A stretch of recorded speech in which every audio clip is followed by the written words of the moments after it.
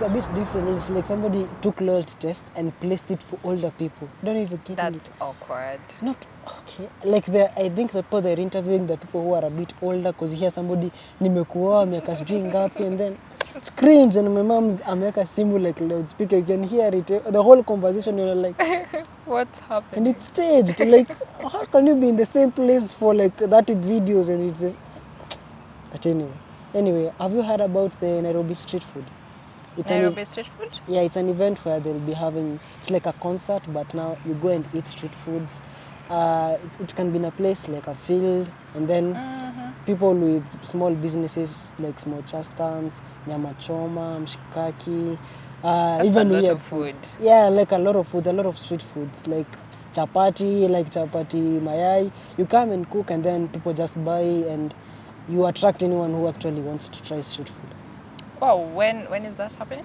Sometime probably next month. Juma told me that his stand will be, I believe, next month. He invited me, it's next month. I believe the second weekend, that is. I mean, it sounds like a really exciting place to be. But then I can't help but think the vendors, the local vendors, and other challenges that may come up. Like, there will definitely be a lot of people. Oh, I feel what you're trying to say. As much as you want to say that it will be overcrowding and you may find that people are not, there's not sufficient space, I still feel it's a greater opportunity than a bad opportunity. I don't know if you're understanding. You know, for an event like that one, of course, in as much as the small vendors are going to be there, who are the main people who are going to be coming for this event in terms of, let's say, exhibition? Of course, it's the bigger brands. They're going to be the ones who are able to, you know, get the spaces because they have the money. So in as much as there's local vendors, some of them will be there, some of them will make it, but I don't think it's going to benefit them as much as it's going to benefit the bigger brands. And think about the number of people who are going to be at this event. It's going to be crowded. Think about the waste. Of course, they can't sit down to eat. They'll be walking around. There's going to be plastic waste. I just feel like it's going to be a bit messy. Yeah, there's that element where things can go sideways, but I feel the event, if well planned, can be a benefit for small organizations. Imagine you're selling juice, and then you meet a company that sells maybe street foods, chapati, like they have an establishment where they sell them. So you can partner up, and you're like, hi, I have a small business, we supply juice. We can supply juice to your business, and then in turn we can get revenue in this and this way, and then in turn we can also advertise your restaurant in our stand. As we sell juice, you can tell people to go and eat food. So I feel like as much as smaller brands may be overshadowed, it's an opportunity for them to network with other people. Even they can form a small chama of small business, street food business persons, and then come together and maybe have a chama where they can help each other out, give each other opportunity. Plus, the exposure itself is enough. So as much as there is the negatives, I feel like they'll benefit a lot. Actually, they'll benefit more than the big companies. I think I appreciate what they're trying to do in terms of bringing the Nairobi street food culture in the scene, but still I feel like it's not going to be that beneficial for the small or the local vendors long term as compared to the big vendors. For this particular event, trust me, the big vendors are going to, you know, benefit more as compared to the small vendors. I disagree, but I know this conversation will pick. It's a crucial conversation that we need to have, and we've not even emphasized on the environmental challenges. But again, it's street food. Like who doesn't love street food? I just think we should take these conversations more, you know, seriously. I understand, but I still have that feeling where, as whatever you're saying is accurate and true, but it can be mitigated, and I still feel like it's still a good initiative. It's like one of those things that have a downside that can be mitigated, but you can't really scrap out the whole idea because of a potential possibility. I think if we are going to be serious about the sustainability conversation, we need to bring it in every single space, including the Nairobi Street Food Festival. Okay, I understand you, but I think I need to leave right now. So I don't know if you will accompany me. I have to meet Juma. We have some things we're discussing, classwork. So I feel like we can just continue this conversation as we walk. It's all right. I think it's almost lunchtime as well, so we can We're going to buy lunch. I don't know. You can see what Ah, to you get. have money. You can buy I me don't lunch. have money. I'm a comrade. I am a broke comrade. No, you're not a comrade. You are richer than me.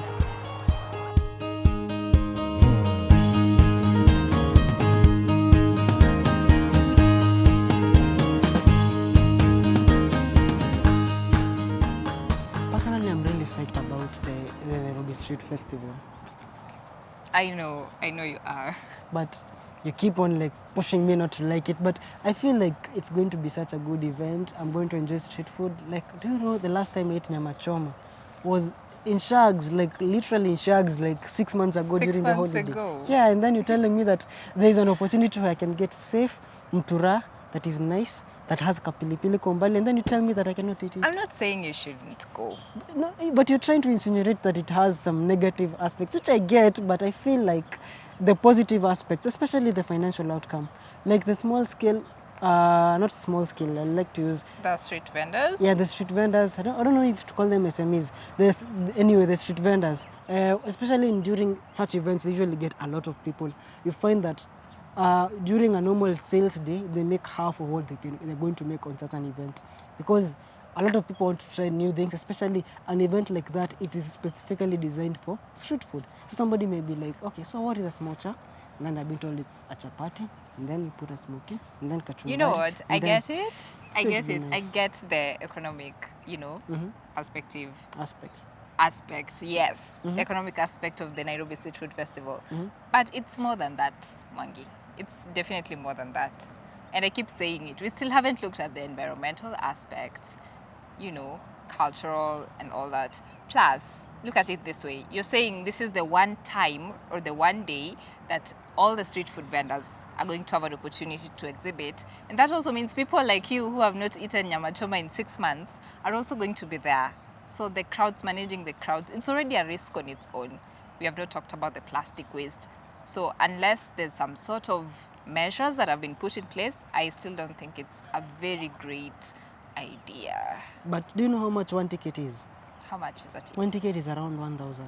So if they can be able to mobilize ticket collection, an appropriate way for people to be priced and get their tickets on time, I believe if they can do that, then they can also be able to create recycling measures, environmental preservation measures. They can be able to tell, maybe they can give every vendor a specific, like they should have branded.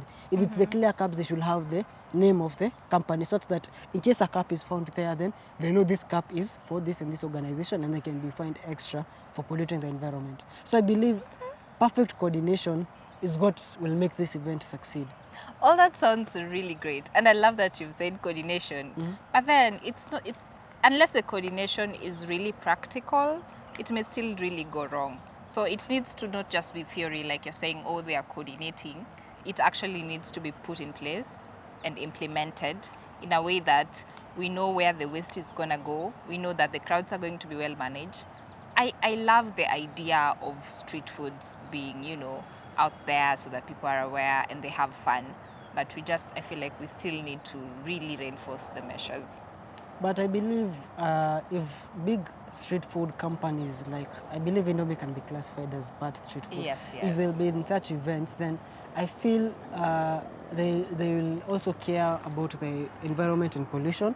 And also I know Juma will be there. So I know. Oh, Juma will be there? Yeah, Juma will be there, and I love his mshikaki. So if he'll be there, I believe he'll also want to ensure that the sticks that he uses are well taken care of and disposed. If they're being recycled, they'll be recycled. If the bits of meat that will remain. So if more vendors like Juma are there, I believe the event will Juma be is a successful. responsible one. Yeah. Anyway, I was only escorting you. This is a very long conversation. We can still talk about it later. But I look forward to being there as well, of course. You can just, until there, it's not far. No, I was supposed to be way back on the other side. But that's, by Mwangi, that please, look, you are supposed to be. what are you going to do? You're just going to chill. So Let's go. See you around. Okay, bye. Bye.